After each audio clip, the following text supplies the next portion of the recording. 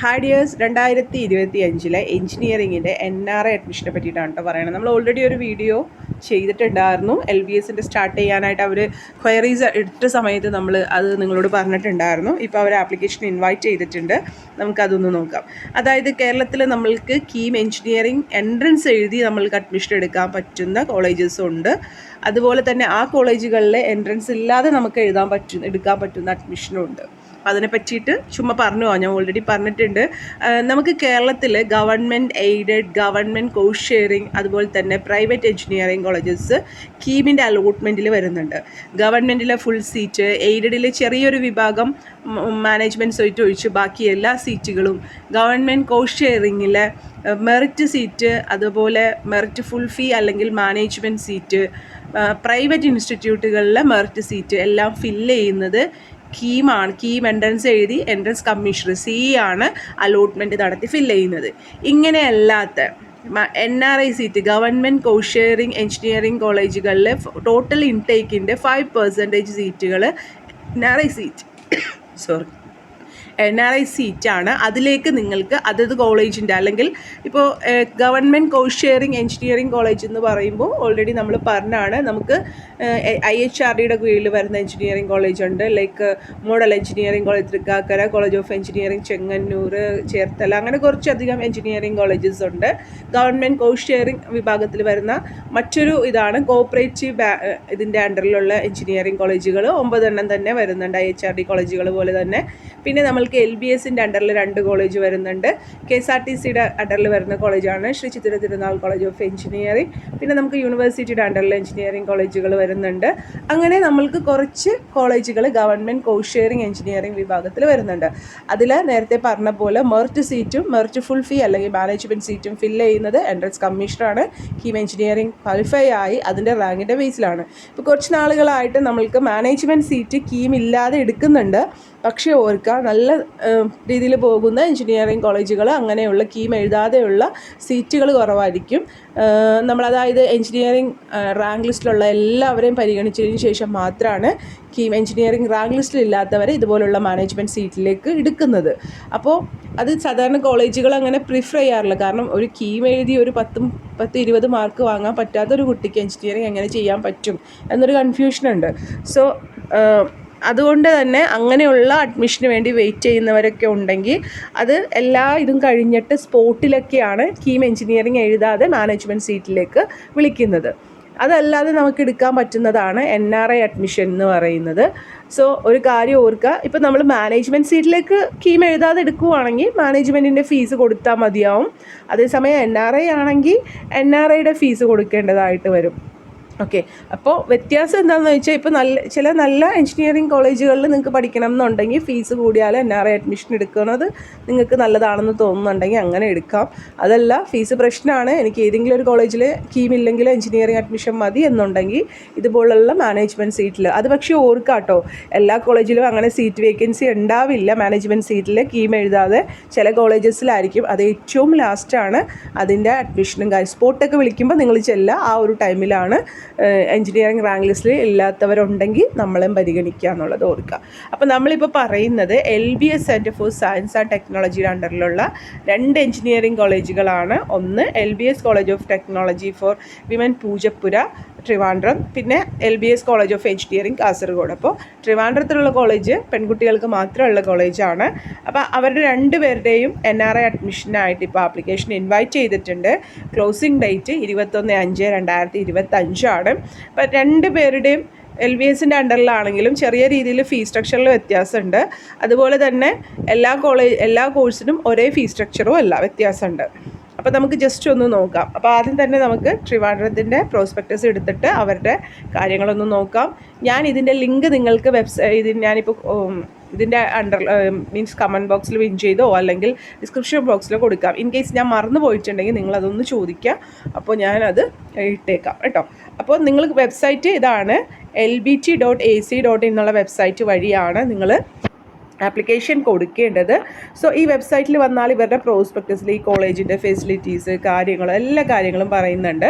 So ഇവിടുത്തെ BTech programmes electronics and computer engineering 60 seat, civil engineering 60 seat, computer science and engineering 180 seat, electronics and communication engineering 60 seat, information technology 60 seat. അപ്പോൾ ഈ total ഇൻടേക്കിൻ്റെ അതായത് electronics and computer engineering 60 intake ഉള്ളതിൽ അതിൻ്റെ 5% ആണ് ഈ പറയുന്ന NRI സീറ്റ്. അങ്ങനെ ഓരോന്നിൻ്റെയും ടോട്ടൽ സീറ്റിൻ്റെ 5% ആണ് NRI സീറ്റിലേക്ക് ഉണ്ടാവുക കേട്ടോ. പിന്നെ ഇവരുടെ ഫെസിലിറ്റീസും കാര്യങ്ങളൊക്കെയാണ് നിങ്ങൾക്കറിയാം. വിസാറ്റൊക്കെ നമ്മളെപ്പോഴും പേപ്പറിലൊക്കെ കണ്ടുകൊണ്ടിരുന്ന ഒരു കാര്യം തന്നെയാണ് പൂജപ്പുരയുടെ സാറ്റലൈറ്റിനെ പറ്റിയിട്ടൊക്കെ.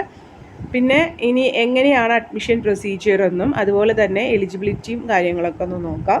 നേരത്തെ പറഞ്ഞ പോലെ നമ്പർ ഓഫ് സീറ്റ് NRI കോട്ട എന്ന് പറയുന്നത് ടോട്ടൽ ഇൻടേക്കിൻ്റെ 5% ആണ്. എലിജിബിലിറ്റി എന്ന് പറയുന്നത് നമ്മൾ നേരത്തെ കീമിനുള്ള എലിജിബിലിറ്റി തന്നെയാണ്. PCMന് 45 or 50% മാർക്ക് ഉണ്ടാവുക എന്നുള്ളതാണ്. പിന്നെ ഇതിൻ്റെ സെലക്ഷൻ പ്രൊസീജിയർ എന്ന് പറയുന്നത് നമ്മളുടെ +2 മാർക്ക് PCMൻ്റെ മാർക്ക് ടോട്ടൽ പെർസെൻറ്റേജ് എടുത്തിട്ട് ആ ഒരു രീതിയിലാണ് ഇവർ ഈ ഒരു സെലക്ഷൻ പ്രൊസീജിയർ എന്ന് പറയുന്നത്. ഇനി നമുക്കിതിൽ ടൈ ഒക്കെ ഉണ്ടാവുകയാണെങ്കിൽ മാത്സിൻ്റെ മാർക്ക് എടുക്കും. ഇനി മാത്സും അതിലും ടൈ വരുവാണെങ്കിൽ ഫിസിക്സും കെമിസ്ട്രിയുടെയും കൂടി എടുക്കും. അതിലും വ്യത്യാസം വരുവാണെങ്കിൽ ഇനി കമ്പ്യൂട്ടർ സയൻസ് കെമിസ്ട്രി ഇല്ലാത്തവർക്ക് കമ്പ്യൂട്ടർ സയൻസ് കൊടുക്കാം. ഇത് രണ്ടും ഇല്ലാത്തവർക്ക് ബയോടെക്നോളജിയുടെ മാർക്ക് എടുക്കും. ഇത് മൂന്നും ഇല്ലാത്തവരെ ബയോളജിയുടെ മാർക്കാണ് എടുക്കുന്നത് കേട്ടോ. ഓക്കെ.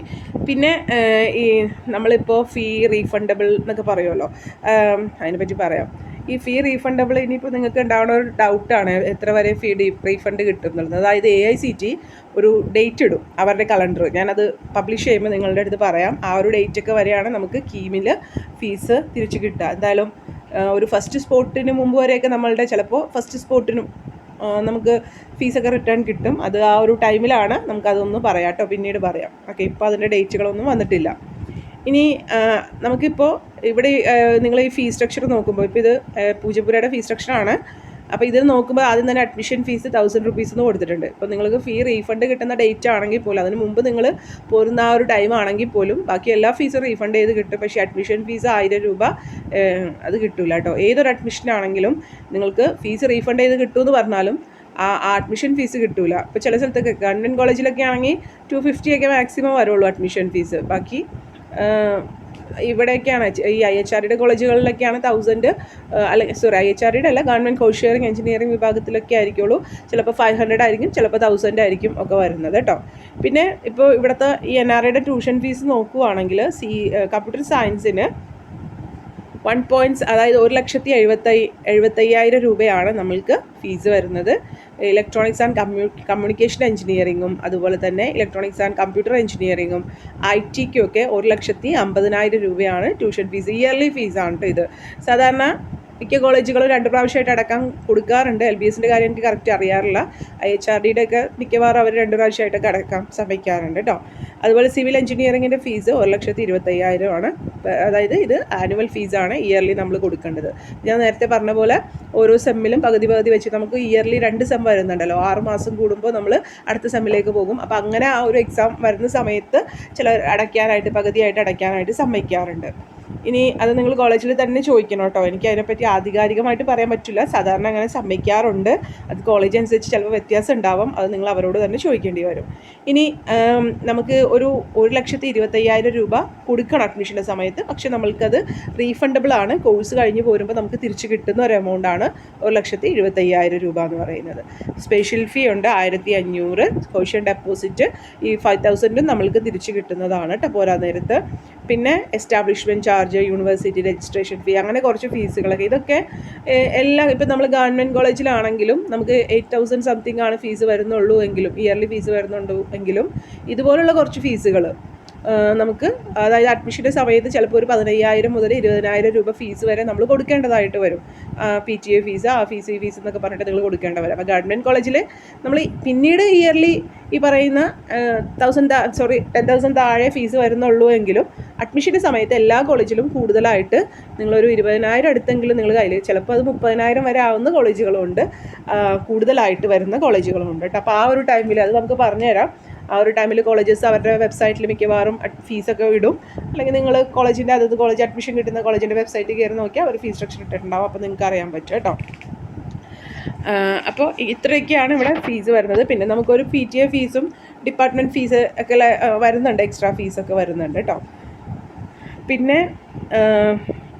നിങ്ങൾ അഡ്മിഷൻ വെബ്സൈറ്റിൽ കൂടി ഞാൻ നേരത്തെ പറഞ്ഞു, ആ ഒരു വെബ്സൈറ്റ് lbt.ac.in എന്നുള്ള വെബ്സൈറ്റ് വഴിയാണ് കൊടുക്കേണ്ടത്. 1000 രൂപയാണ് ആപ്ലിക്കേഷൻ ഫീസ്. അപ്പോൾ നമ്മൾക്ക് ഒരു ആപ്ലിക്കേഷൻ ഫീസ് കൊടുത്താൽ 2 കോളേജിലേക്കും കൊടുക്കാനായിട്ട് സാധിക്കാറുണ്ട് കേട്ടോ. നിങ്ങൾക്ക് 2 കോളേജും വേണം എന്നുണ്ടെങ്കിൽ 2 കോളേജ് ഓപ്ഷൻ വെച്ച് കൊടുക്കാവുന്നതാണ്. പിന്നെ നിങ്ങൾ കൊടുക്കേണ്ട ഈ ഒരു ആപ്ലിക്കേഷൻ്റെ കൂടെ നിങ്ങൾ സബ്മിറ്റ് ചെയ്യേണ്ടത് നേറ്റിവിറ്റി പ്രൂഫ് കൊടുക്കണം, SLCയുടെ സർട്ടിഫിക്കറ്റ് കൊടുക്കണം, +2ൻ്റെ സർട്ടിഫിക്കറ്റ്, മാർക്ക് ലിസ്റ്റും കൊടുക്കണം കേട്ടോ. അപ്പോൾ ഇപ്പോൾ നിങ്ങൾക്ക് മാർക്ക് ലിസ്റ്റ് ഇല്ല എങ്കിൽ എന്തായാലും ഈ ഒരു ഡേറ്റിന് മുമ്പ് നിങ്ങളുടെ റിസൾട്ട് വരും എന്നാണല്ലോ പറയുന്നത്, 21. ചിലപ്പോൾ ഡേറ്റ് എക്സ്റ്റെൻഡ് ചെയ്ത് കിട്ടാനുള്ള സാധ്യതകളുണ്ട്. ഉള്ളവർ കൊടുക്കുക, ഇല്ലാത്തവർ എന്തായാലും പിന്നീട് അവരുടെ ഇൻഫർമേഷൻസ് ഉണ്ടാവും.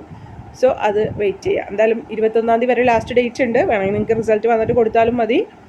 ചിലപ്പോൾ അവർ എക്സ്റ്റെൻഡ് ചെയ്യും, നമുക്ക് ഉറപ്പില്ല എക്സ്റ്റെൻഡ് ചെയ്യുമെന്ന്. എന്തായാലും നമുക്കത് നോക്കാം കേട്ടോ. പിന്നെ SCBC candidates relaxation off mark eligibility criteria, അതായത് നമുക്കിപ്പോൾ കീമിൽ ഇത്ര പെർസെൻറ്റേജ് വേണം എന്നുണ്ടല്ലോ, അത് അല്ലാതെ ഈ NRI അഡ്മിഷന് വേറെ റിസർവേഷൻ കാര്യങ്ങളൊന്നുമില്ല കേട്ടോ. നമ്മളെല്ലാവരെയും ജനറലായിട്ടാണ് പരിഗണിക്കുള്ളൂ, അല്ലാതെ നമ്മൾക്ക് റിസർവേഷൻ അങ്ങനെയൊന്നുമില്ല. പിന്നെ NRI സർട്ടിഫിക്കറ്റ് വേണമല്ലോ, അതിനായിട്ട് നിങ്ങൾ ഒന്നുമില്ലെങ്കിൽ ഒരു valued visa copy of sponsor കൊടുക്കുക, അല്ലെങ്കിൽ visa stamped copy of passport of sponsor കൊടുക്കുക, അല്ലെങ്കിൽ employment certificate from the employer കൊടുക്കുക, അതും അല്ലെങ്കിൽ സർട്ടിഫിക്കറ്റ് ഫ്രം എംബസി കൺസേൺ കൊടുക്കുക. ഇതിലേതെങ്കിലും മതി. പിന്നെ ഒരു ഡിക്ലറേഷൻ സ്പോൺസർഷിപ്പ് NRI ഫോമാറ്റ്, അത് ആപ്ലിക്കേഷൻ്റെ കൂടെ ഉണ്ടാവും, NRIയുടെ ഫോമാറ്റ്, അത് കൊടുക്കാം. ഇനി apart from sponsor declaration the record submitted under NRI should establish the dependence relationship, അത് റിലേഷൻഷിപ്പായിട്ട് അവർ, അതായത് നിങ്ങളെ സ്പോൺസർ ചെയ്യുന്ന NRIയും നിങ്ങളും തമ്മിലുള്ള റിലേഷൻഷിപ്പ് സർട്ടിഫിക്കറ്റും കൊടുക്കണം കേട്ടോ. അതിൻ്റെ ഷെഡ്യൂള് ഡേറ്റ് ഓഫ് നോട്ടിഫിക്കേഷൻ 7-ാം തീയതി വന്നാണ്. Date of inviting online application 8/5 തുടങ്ങിയാണ്. ലാസ്റ്റ് ഡേറ്റ് 21/5 ആണ്. ഡേറ്റ് ഓഫ് കുട്ടികൾ അപ്ലൈ ചെയ്തേക്കണ കുട്ടികളുടെ ഒരു ലിസ്റ്റ് അവർ പബ്ലിഷ് ചെയ്യുന്നത് 22-ാം തീയതിയാണ്. അതുപോലെ തന്നെ റാങ്ക് ലിസ്റ്റ് 23-ാം തീയതി ഇടും. Date of interview and admission 26-ാം തീയതി ഇടും. അതുപോലെ തന്നെ സ്പോട്ട് അഡ്മിഷൻ ഇതിൻ്റെ നടക്കുന്നത് 30-ാം തീയതി ആയിരിക്കും കേട്ടോ. അപ്പോൾ റാങ്ക് അനുസരിച്ചിട്ട് 26-27 ദിവസങ്ങളിൽ നിങ്ങളെ വിളിക്കുകയാണ് ചെയ്യേണ്ടത്, റാങ്ക് ലിസ്റ്റ് അനുസരിച്ചിട്ട്. പിന്നീട് സ്പോട്ട് അഡ്മിഷനാണ്. അപ്പോൾ നിങ്ങളിപ്പോൾ സാധാരണ ചോദിക്കും, ഇങ്ങനെ നിങ്ങൾ അഡ്മിഷൻ എടുത്ത് കീമിൽ റാങ്ക് ലിസ്റ്റ് വന്നിട്ടുണ്ടെങ്കിൽ നിങ്ങൾക്ക് അഡ്മിഷൻ എടുക്കുന്നതിന് കുഴപ്പമുണ്ടോ? അങ്ങനെ കുഴപ്പമൊന്നുമില്ല. നിങ്ങളിപ്പോൾ കീം എൻട്രൻസ് എഴുതിയ ആളാണെങ്കിൽ ഇതിൽ കൊടുക്കാം. പിന്നീട് നിങ്ങൾക്ക് കീമിൻ്റെ അലോട്ട്മെൻറ്റ് വരുമ്പോൾ നിങ്ങൾക്ക് ഓപ്ഷൻസ് കൊടുത്തിട്ട് ഏതെങ്കിലും കോളേജിലേക്ക് കിട്ടുവാണെങ്കിൽ, സാധാരണഗതിയിൽ ഫീസ് റിട്ടേൺ തരുന്ന ഒരു ഡേറ്റ് ഉണ്ടാവും, അതിന് മുമ്പായിട്ട് നിങ്ങൾക്ക് അഡ്മിഷൻ കിട്ടുവാണെങ്കിൽ നിങ്ങൾക്ക് ആ ഫീസൊക്കെ തിരിച്ച് കിട്ടി അഡ്മിഷൻ എടുക്കുന്ന, അല്ലെങ്കിൽ അഡ്മിഷൻ എടുക്കുന്നതിന് കുഴപ്പമില്ല, ഫീസ് തിരിച്ച് കിട്ടുന്ന ആ ഒരു ഡേറ്റ്, അത് ഞാൻ പറഞ്ഞല്ലോ ലാസ്റ്റ് നമ്മുടെ മെയിനായിട്ടുള്ള കീമിൻ്റെ ലാസ്റ്റ് സ്പോട്ട് അഡ്മിഷനില്ലേ, ചിലപ്പോൾ അതിന് മുമ്പായിരിക്കും, ചിലപ്പോൾ ഫസ്റ്റ് സ്പോട്ട് അഡ്മിഷന് മുമ്പായിട്ട് തന്നെ ആ ഒരു ഡേറ്റ് ക്ലോസ് ചെയ്യും. അത് AICTE ആണ് കലണ്ടർ പബ്ലിഷ് ചെയ്യേണ്ടത്. അത് ആ ഒരു ടൈമിൽ AICTEയുടെ കലണ്ടർ പബ്ലിഷ് ചെയ്ത് കഴിയുമ്പോൾ നമുക്ക് അറിയാനായിട്ട് സാധിക്കും കേട്ടോ. അപ്പോൾ അത് ആ ഒരു ടൈമിൽ പറഞ്ഞുതരാം. ഓക്കെ, ഇനി നമുക്ക് ഇവരുടെ ഫീസും കൂടി ഒന്ന് നോക്കാം. ഇതാണ് ആപ്ലിക്കേഷൻ ഫീസ് കേട്ടോ, അല്ല ആപ്ലിക്കേഷൻ ഫോം, NRI കോട്ടയുടെ ആപ്ലിക്കേഷൻ ഫോം ഇതാണ്.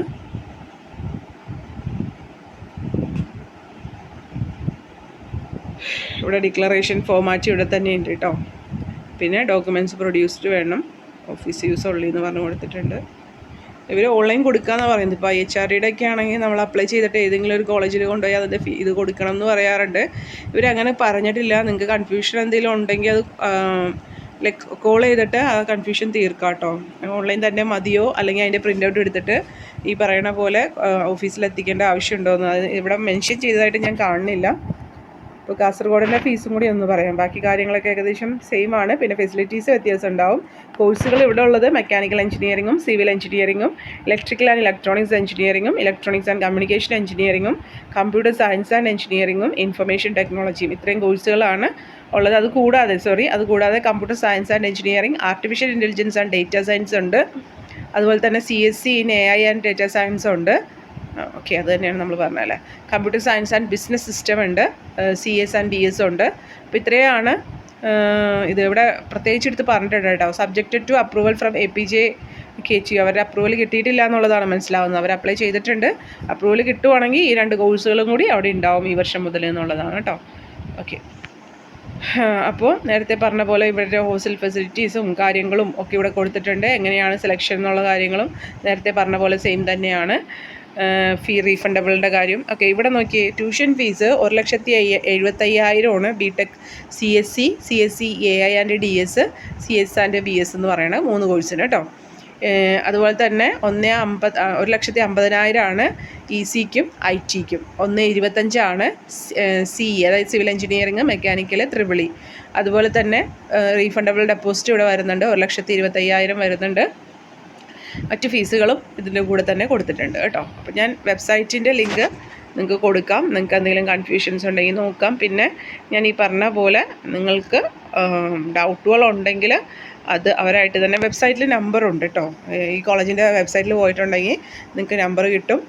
ഓൺലൈൻ അപ്ലൈ ചെയ്യാനുള്ള ലിങ്കും ഇവിടെ തന്നെയുണ്ട്. അല്ലാതെ അത് അവരുടെ കോളേജിൻ്റെ വെബ്സൈറ്റിലും ഉണ്ടാവും കേട്ടോ. ഈ ഒരു കാര്യങ്ങളൊക്കെ കൊടുത്തിട്ടുണ്ടാവും. ഇവിടെ ഇങ്ങനെ കൊടുത്തിട്ടുണ്ട്. സോ നിങ്ങൾക്ക് ഇങ്ങനെ കൊടുക്കാം. പ്രോസ്പെക്ടസ് ഇപ്പോൾ നമ്മൾ വായിച്ചു തന്നെയാണ്. വ്യൂ ആപ്ലിക്കേഷൻ നിങ്ങൾക്ക് കാണാനുള്ള ഇതുണ്ട്. ഇത്രയും കാര്യങ്ങളാണ് ഇതിനോടനുബന്ധിച്ചിട്ടുള്ളത് കേട്ടോ. ചെറിയൊരു ഡിസ്റ്റർബൻസ് എനിക്കുണ്ട് വയ്യാത്തതുകൊണ്ട്. അതുകൊണ്ടാണ് വീഡിയോക്ക് കുറച്ച് എന്തെങ്കിലും പ്രശ്നങ്ങളുണ്ടെങ്കിൽ ക്ഷമിക്കുക. Take care, stay blessed. Thank you.